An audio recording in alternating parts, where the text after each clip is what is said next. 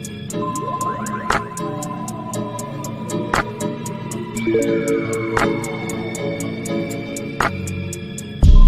a movie, hit the play button. Like the movie, keep the haze puffing. Harden fouled by Ingram. Do they count it? No. They say the foul occurred before the gather. And he never put the ball back down. And I think another technical foul's been handed out. Now Ingram looks like he's confronting Jason Phillips. Well, the technical foul was on Ingram for shoving James Harden after that play. I'm not sure what happened. Ingram, who's usually pretty mild-mannered, was hot. Now Paul punches are thrown. Paul and Rondo throwing punches. Ingram comes in. He's throwing punches. Security trying to separate. So are some of the teammates. There's going to be suspensions for this one as Rondo immediately heads back to the locker room. Ingram still jawing. Carmelo Anthony still jawing.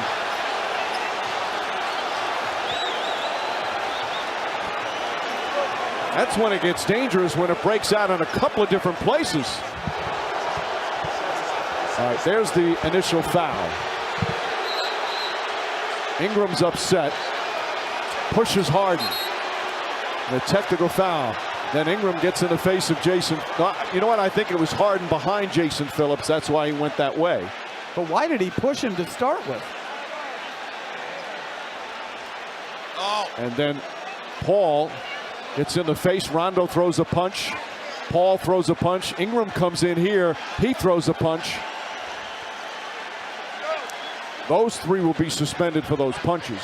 Multiple games. And James quickly getting Paul out of it. As Mark said, when Chris Paul was over here, he said that Rondo spit on him. And again, couldn't see anything there on the replay. James and Paul, such close friends. James able to calm him down. Who's the beat writer for the Houston Chronicle, covering the Rockets for a long time, tweeted out, Carmelo said Rondo spit at Paul and, quote, that's unacceptable, that's blatant disrespect. And that's in line with what we keep reading from various reporters who have spoken to folks who were involved in the incident or have spoken with Chris Paul. We'll see how that plays into the punishment as well. The league has to get into that now. Back into the... About in the locker room after the game.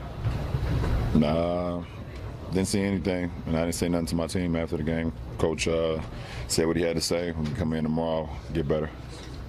LeBron, how did you think that affected the rest of the game? We was right there. You know, it was a 1-point game, and you know, we had opportunities to win the game. How disappointed are you with 0-2? Not disappointed at all. I understand that we're going to have some struggles, some early struggles, and nobody said it's going to be easy. So not disappointed in nothing that we did tonight. Had some miscues, you know, down the stretch we had some missed shots. You know, that's the way the cookie crumbles sometimes, but I'm not disappointed at all. Ron said that pulled Chris aside after the fight. Did you say anything to calm him down? How was it? I mean, I just, you know, just try to calm things down. That's all.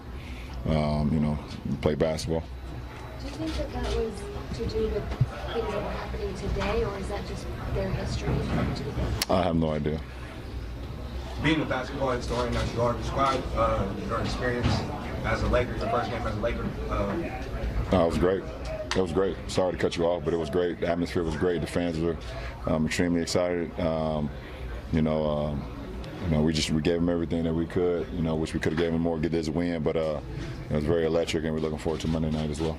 Had you imagined what the debut would be like, and how did it feel differently than how you imagined when you walked out there tonight? It was a great feeling. I mean, you know, even my first preseason game when I played in the Staples was great.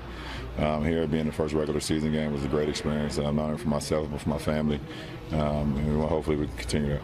The Rockets are one of the teams expected to challenge. Do you feel your team more than held your own with them?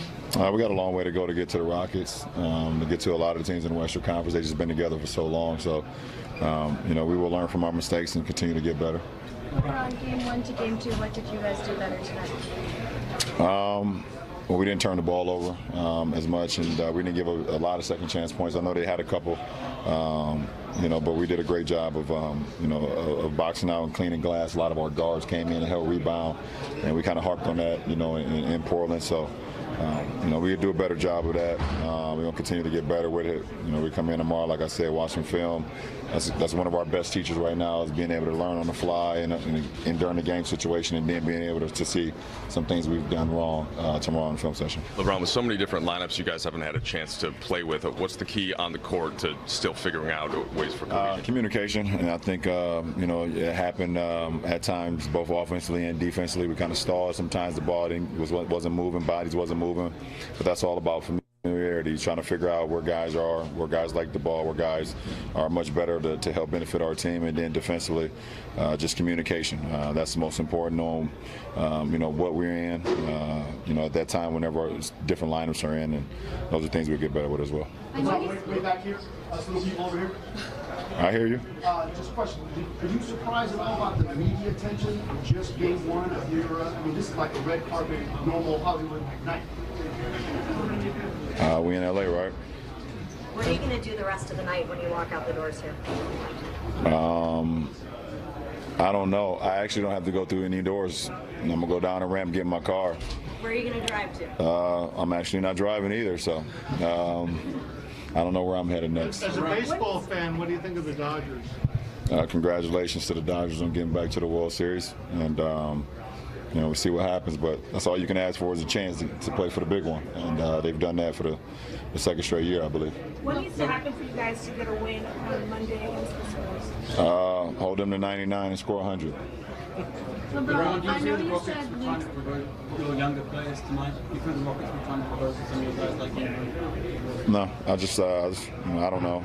I don't know about provoking and all that. We just want to play basketball. We had our chances. Brandon Ingram seemed outwardly mildly mannered. Were you surprised by anything you saw from him during that? I'm learning everyone around here, and that's all part of it. But I love Bi, and my small time with him so far. And I'm with him throughout whatever.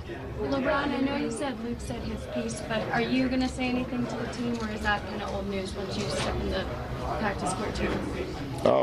Listen, we had our chances tonight, and I think we take this opportunity tonight to kind of go over things we could have did more, did better, be frustrated at certain things we did, look back on things. But when you wake up tomorrow, it's a new day, it's a new opportunity. You leave things in the past and you get on with the future. So, tonight, like I said, whenever time guys go to bed, but when they wake up tomorrow, hopefully we got a fresh mind and we can move on. Last question. LeBron, what do you have to say to your fans? First home game lost. What do you have to tell to your fans? What do you mean? First home game lost. They came here to cheer the whole team, especially you. What do you have to tell them? We got another one on Monday. All right, thanks, everyone. Thank you. Lead changes, home opener for the Lakers. First win under your belt, tensions were high. How would you describe the atmosphere tonight? It is what it is. We came in here, we got a win. Great atmosphere. Some bullshit happened throughout the game, but we persevered and we got the win on the road. That's all that matters. I know a point of emphasis for you guys in between games here was better communication. How would you assess that tonight? We did that. Our communication was at an all-time high today. We're just getting better. This was a much better game, obviously, than the first game. But it's game two, but it's a big win for us on the road. We got to keep getting better, keep grinding it out. I told you before, it's a long season, but it's good to get this one.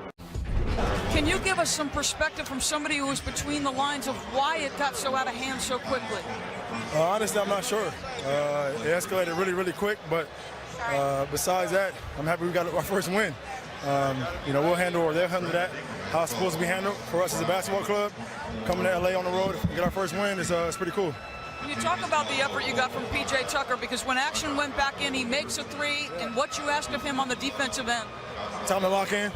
Time to lock in and get stops when we need to. Always got trust in my guys to make the big plays, make the big shots, and just like any other time, I'm gonna pass it to PJ. He knocked down a big shot for us. Down the stretch, as usual, you take over. Can you just talk about what you're thinking as the game is unfolding and possessions are important? Winning time. Winning time, and I'm gonna live with the shots that I take just because I work on them every single day. So, I shoot them, I make them, and we move on.